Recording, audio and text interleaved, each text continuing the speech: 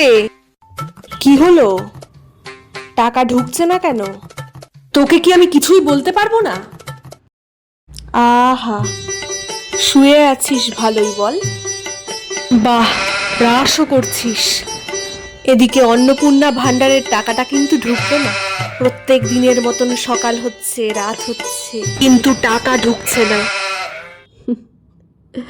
ঠিক আছে, চালিয়ে যা, তুই চালিয়ে যা, চালিয়ে যা। আরে বাস, খাচ্ছিস। এই যে অন্নপূর্ণা ভান্ডারের টাকাটা ঢুকছে না, কিছুই মনে হচ্ছে না, তাই না? স্নান খাওয়া সব বেশ ভালোই চলছে বল। এদিকে টাকাটা যে ঢুকলো না তার প্রতি কোনো খেয়াল নেই। যা যা, স্নানে যা। যাই তাহলে, তুমি এসো না আমাদের বাড়িতে। হ্যাঁ হ্যাঁ দিদি, যাব। ও মনে আবার পড়াশোনাও করে। কি মনে, তুই পড়াশোনা জানিস? এটা কি জিজ্ঞেস করছো তুমি? না আসলে তাহলে তো ফর্মটা ঠিকঠাকই ফিল আপ করেছে মনে হয়। তোমাদের তাহলে কেন টাকাটা ঢুকছে না বলো তো? এই, ও কি বিরক্ত হচ্ছে? না না, এরকম না।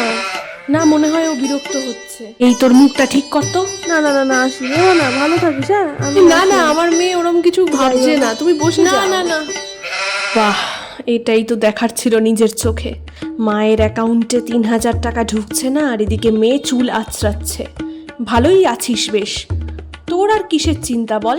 তোর তো কোনো চিন্তাই নেই, সব চিন্তা তো আমার হবে না। সব তো চিন্তায় আমাকেই মরতে হবে। তোর কিছু যায় আসে নাকি? কিরকম ফর্ম ফিল আপ করেছিস যে ৩,০০০ টাকা ঢুকেনি? হ্যাঁ,